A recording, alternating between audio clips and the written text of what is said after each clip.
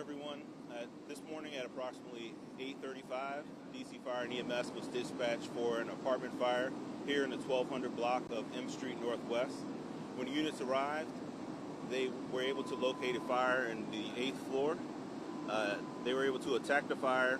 With that, they have one citizen who succumbed to their injuries, and we have 3 others that were transported to the local hospitals for evaluation.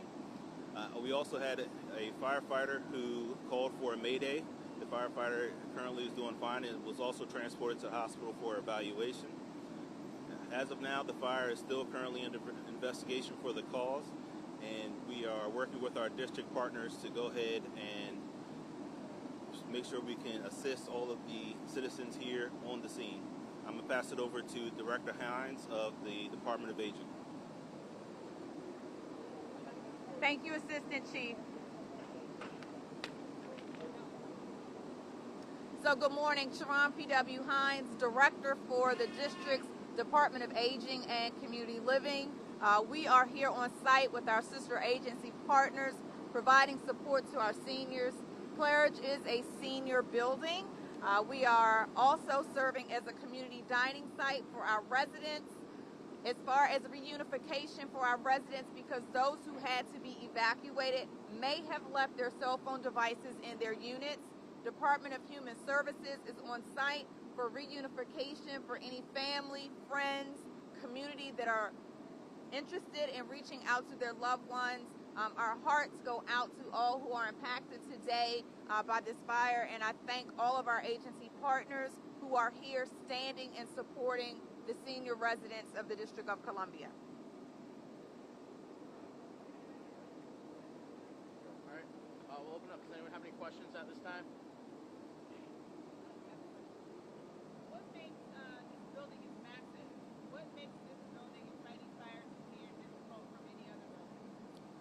So one of the issues or concerns that we have with the building of this size, we have a 10-story apartment building. It's also a senior living facility. And so with the number of elderly people that reside here, it could cause some concerns for us. So one of the main concerns outside of fighting the fire was also to go ahead and make sure that we can evacuate all the people that needed to be evacuated, and also go through the apartment building to make sure that everyone that was sheltered in places is tended to and being watched, and make sure that any needs that they have are being met. How many units were affected by this fire? Right now, we're going through the building to go ahead and do that evaluation. We don't have an exact number, and so we're working to get that information for everyone at this time. We've heard about previous issues at this apartment complex specifically. Have you guys responded to any fires here? Are you aware that there's been issues? Right now, I can't speak on any previous issues that I'm aware of in this specific apartment building. Again, when we receive a 911 call for a fire, we go ahead and we make sure that we do everything that we can within our ability to address any issues as we find them and we arrive. I had trouble hearing you giving live.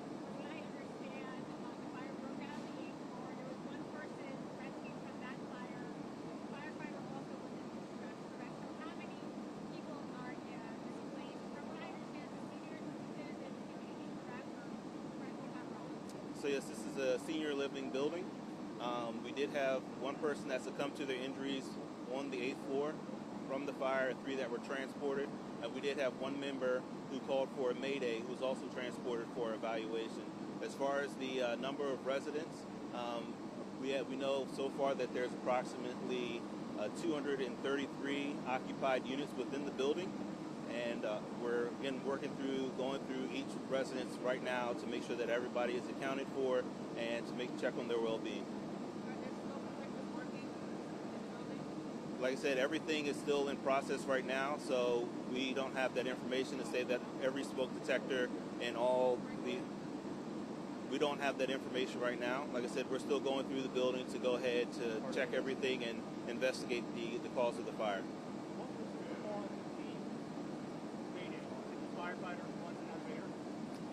The firefighter experienced an emergency, and it's typical for us to go ahead whenever there is any type of emergency that we go ahead and we call a mayday to go ahead and gather the resources.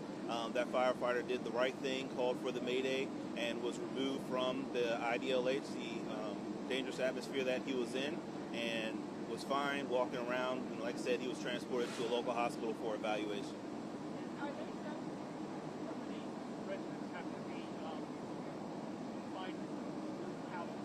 Maybe you can address that. Can you repeat your question? How many residents have to find housing in a year or even weeks? So the displaced residents will receive temporary housing through the Office of the Tenant Advocate, which is standard practice that we have in district government when we have displaced residents, particularly in our apartment units. I have a question for you all. This is very scary for someone that may have challenges moving or mobility issues. When you do that, like how is that able to get people out, or what do they do if they have issues with mobility? So I can speak to that from personal experience. I have a Gulf War disabled veteran father who has mobility issues that walks with a cane. And so when he moved into his temporary housing, a senior building, we had to complete a form for additional assistance so that the fire department is aware as well. Because of the level of the fire alarm that was initiated today, there were additional parameters put in place as far as assisting those residents to get out of the building safely. As you can imagine, it takes a tremendous amount of effort to navigate and utilize all of our assets to make sure that our seniors were evacuated from the building as quickly as possible. DC News now, you have a question? Do you know how many you're working One sec, we have a question over here.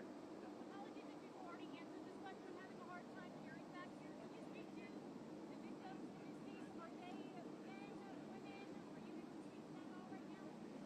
No, I'm not able to speak to the specific gender of all the people affected. Like I said, we had one person who succumbed to their injuries on the fire floor, and 3 other people who were transported to local hospitals for evaluation, as well as one firefighter who was transported to a local hospital for evaluation as well. This firefighter, have they been with DC Fire a long time?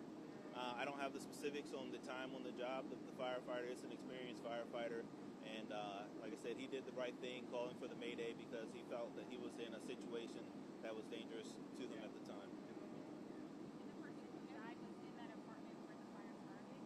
Yes. Is everyone displaced, or is there a certain part of the units that are like without power or water? Like I said, they're still doing that evaluation. We can tell you that the people from the 8th floor, 9th floor, 10th floor were removed from their residence to go ahead and place them into the community room to make sure that they didn't have any issues with smoke inhalation. And then we have a number of people on the lower floors that are still sheltering in place. We're still doing our going through each apartment to check on everybody to make sure that everything is fine. And from there, we'll be able to have a more concrete number of how many displacements after the evaluations have been taken care of. We'll do one more question. Anyone? All right, we'll make sure we provide you with updates as we get them, and we appreciate you being here and your time. Thank you so much. Thank you.